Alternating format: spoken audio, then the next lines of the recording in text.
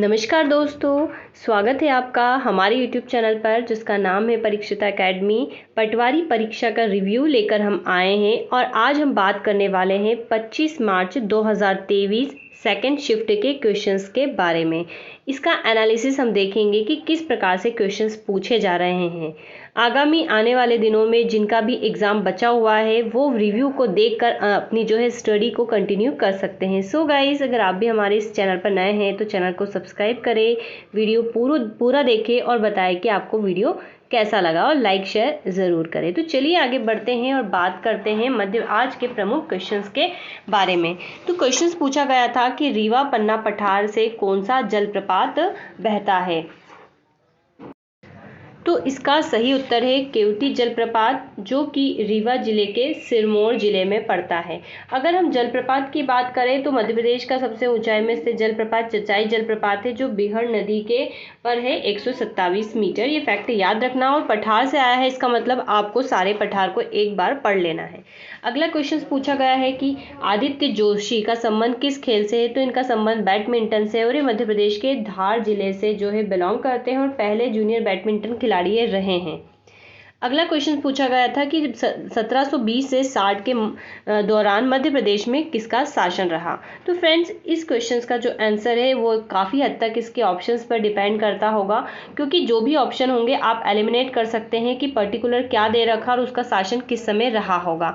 अगर हम देखें तो इस टाइम पे हमें पता है अंग्रेज़ों का जो है काफ़ी हद तक पैर ज़मीन पर जम चुके थे। और मध्य प्रदेश के संदर्भ में बात करें तो मुख्य रूप से इस समय मराठाओं का शासन था, जैसे कि जो ग्वालियर क्षेत्र वाला है, उज्जैन क्षेत्र वाले में सिंधिया थे, इधर देवास में पवार थे, धार में भी थे मराठा थे, और जो अपना होलकर है ये भी मराठा थे। तो इस टाइम पे ये जो है 1700 हमने पढ़ा है कि 31 में इनको शासन दे दिया गया था, इस प्रकार से ये रहे थे। और फिर बाद में जो क्रमशः आंग्ल मराठा युद्ध हुए थे और मराठाओं की जब हार हुई थी तो संधि करके वो क्या कर रहे थे, अपना अंग्रेज से संधि कर लेते थे और रेजिमेंट नियुक्त कर देते थे। हालांकि वो चीज़ें जो होती बाद में होती है, फाइनल जो संधि होती है 1818 में होती है। लेकिन इस बीच हम मान सकते हैं कि काफ़ी हद तक मध्य प्रदेश में किसका शासन था, मराठाओं का रहा होगा। लेकिन फिर भी आपसे कहेंगे ऑप्शन पर निर्भर करता है। चलिए नेक्स्ट क्वेश्चन देखते हैं। कोलकाता में सुप्रीम कोर्ट की स्थापना किस अधिनियम के तहत की गई थी। तो कोलकाता में जो सुप्रीम कोर्ट है इसकी स्थापना जो की गई थी वो की गई थी रेगुलेटिंग एक्ट 1773 के तहत। सुबह वाली शिफ्ट में ही क्वेश्चंस पूछा गया था कि किस गवर्नर जनरल के ऊपर जो है महाभियोग लगाया गया था। तो हमने देखा था कि वॉरेन हेस्टिंग्स के ऊपर बर्क ने महाभियोग लगाया था। नंद कुमार ने इसकी शिकायत की थी रिश्वत के मामले में। तो अब वॉरेन हेस्टिंग्स से ही ये वाला क्वेश्चन आया है। जब हम ल्यूसेंट पढ़ते हैं या हम गवर्नर जनरल को पढ़ते हैं तो हमने देखा है कि गवर्नर जनरल वॉरेन हेस्टिंग्स के बारे में पढ़ रहे हैं तो रेगुलेटिंग एक्ट और सुप्रीम कोर्ट वाला हम ज़रूर पढ़ते हैं। इसका मतलब क्वेश्चंस काफ़ी हद तक जो है मिलते जुलते हम लग रहे हैं हमको। तो आप लोगों को एक बार गवर्नर जनरल को खास चीज़ें ज़रूर देखना चाहिए, क्योंकि एक शिफ्ट में डलहौजी के बारे में भी पूछा गया था। ठीक है, एक इनका वुड डिस्पेच जो शिक्षा से संबंधित है, काफ़ी प्रसिद्ध है।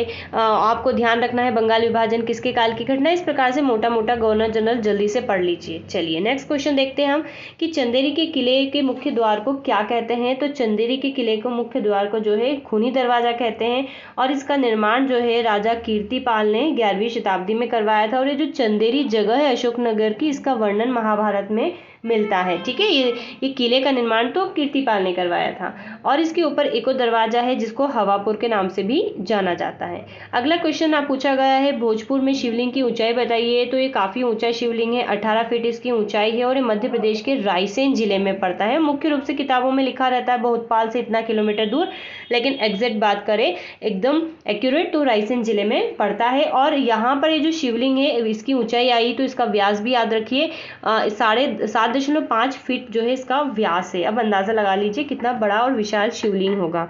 चलिए अगले क्वेश्चन की तरफ बढ़ते हैं। तो मध्य प्रदेश की सबसे ऊंची चोटी पूछी गई है जो कि है धूपगढ़।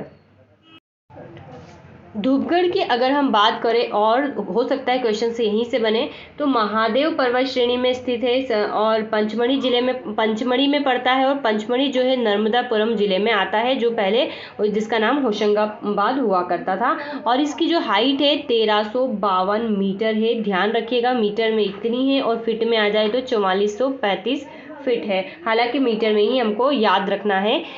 ठीक है। अब मध्य प्रदेश की ये वाली ऊंची चोटी पूछी है, तो और भी ऊंची चोटी है मध्य प्रदेश में इसके बाद, जो जैसे कि सिद्ध बाबा है जो कि बुंदेलखंड में है और 1172 मीटर है। कुछ लोग दमोह जिले में पड़ता है। ये अमरकंटक पहाड़ी है जो कि 1134 मीटर है, मैकाल में आती है। सिगार चोटी जो कि 881 मीटर है सिगार चोटी, और ये पड़ती है हमारी इंदौर में। जाना पाओ पहाड़ी 854 मीटर जो कि पड़ती है महू इंदौर में। तो इस प्रकार से कुछ और पहाड़ियों के बारे में भी हमको पता होना चाहिए। चलिए अगले प्रश्न की तरफ हम बढ़ते हैं। तो गुरु गोविंद साहब की शिक्षा दीक्षक किस विद्वान की देखरेख में हुई थी?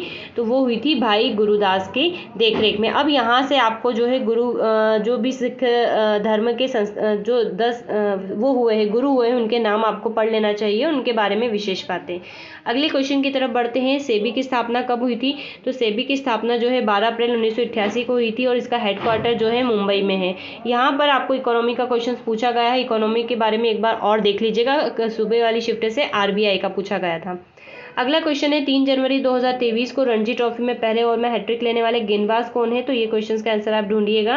और एक क्वेश्चन पूछा गया था ठोस अपशिष्ट प्रबंधन नियम 2016 से संबंधित था। ठीक है, तो इसके बारे में भी आप अच्छे से पढ़ सकते हैं। चलिए अगला क्वेश्चन से, मौर्य साम्राज्य की स्थापना किसको हराकर की गई थी? तो मौर्य साम्राज्य से भी लगभग पूछा जा रहा है। तो घनानंद को हरा के की थी। किसने हरा के की थी? तो चंद्रगुप्त मौर्य ने घनानंद को हराया था कौटिल्य यानी कि चाणक्य की सहायता से, और मौर्य साम्राज्य की नींव करी थी। नंद वंश का अंतिम शासक था घनानंद।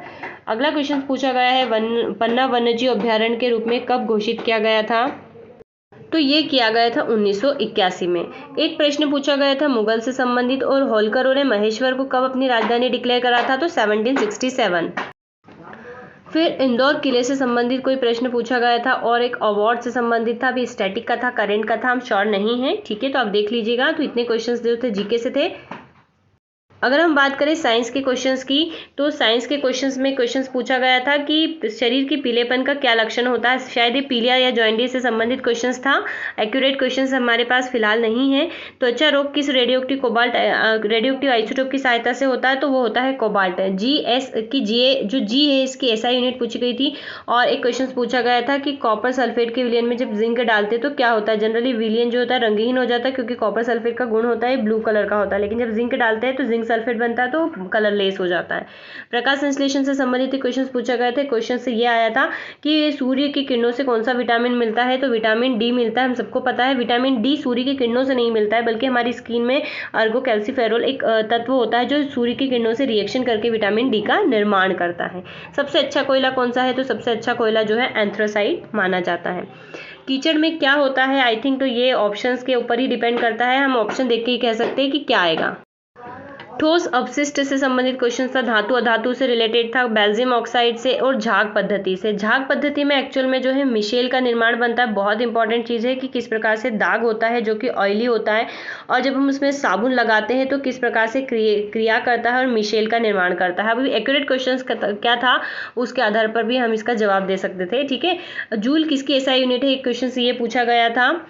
फिर इसी प्रकार कंप्यूटर की बात करें तो HTML के भाग पूछा गया है। सुबह की शिफ्ट में इसका फुल फॉर्म पूछा था। फिर कंप्यूटर की प्रोसेस में क्या नहीं होता है? टाइटल बार और tool bar, keyboard, MS excel, internet से जो है प्रश्न पूछे गए थे। सॉफ्टवेयर, MS वर्ड, मेमोरीज के अलावा भी कंप्यूटर के और क्वेश्चन थे जो बेसिक हम हर वीडियो में बात करते हैं वही थे, सो हमने यहाँ पर शो नहीं किए हैं। अब हम बात करें हिंदी की, तो हिंदी में भी कई सारे पॉइंट से क्वेश्चंस पूछे गए थे। सारे ही पॉइंट आपको पढ़ना है, जैसे देशस विदेशस, शुद्ध अशुद्ध, पर्यायवाची विलोम वगैरह। लेकिन यहाँ पर जो क्वेश्चंस हमको मिले हैं डायरेक्ट हमने उसके लिखा हुआ है। जैसे रसों का रसराज किसे कहा जाता है? तो श्रृंगार रस को कहा जाता है। और सूरदार कौन से रस के सम्राट माने जाते हैं? तो वात्सल्य रस के माने जाते हैं। चौपाई में कितनी मात्राएं होती है? तो 16 मात्राएं चौपाई में होती है। कल ही हमने इसके ऊपर एक वीडियो बनाया है जिसमें छंद को कैसे देखा जाता है, लाइव सेशन में हमने बनाया था, तो आप वहां पर जाके इस वीडियो को देख सकते हैं। वहां पर हमने सारी चीज़ें जो है विस्तार से इसके बारे में बताई है। तो इस प्रकार से हिंदी में क्वेश्चंस बने थे, और भी जितने संधि समास हैं वहां से भी क्वेश्चंस आए थे, अलंकार वगैरह से भी। लेकिन हमने आपको कहा कि जो डायरेक्ट क्वेश्चन हमको मिले हैं वो हमने यहाँ पर लिख दिया है, तो वो भी आपको पढ़ना है। अब हम बात करें मैनेजमेंट की, तो मैनेजमेंट से लगभग नियोजन, प्रबंधन, मार्केटिंग वगैरह से सबसे क्वेश्चन बन रहे हैं। लेकिन मुख्य रूप से एकीकृत प्रबंध, बैंकिंग, व्यापार को कैसे मैनेज किया जाता है, जैसे क्वेश्चंस देखने को मिले हैं। तो ये मैनेजमेंट की बात थी, और फिर से हम बताएंगे कि मैथ्स, रीजनिंग और इंग्लिश की बात हम यहाँ पर नहीं कर रहे हैं। ओके, आई थिंक आप अंडरस्टूड होंगे कि आपको यहाँ पर क्या पढ़ना चाहिए।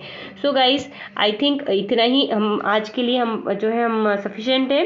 तो आप जो है अपनी तैयारी अच्छे से करिए। तो बस यही कहना चाहेंगे, best of luck for exam and have a nice day and thanks for watching.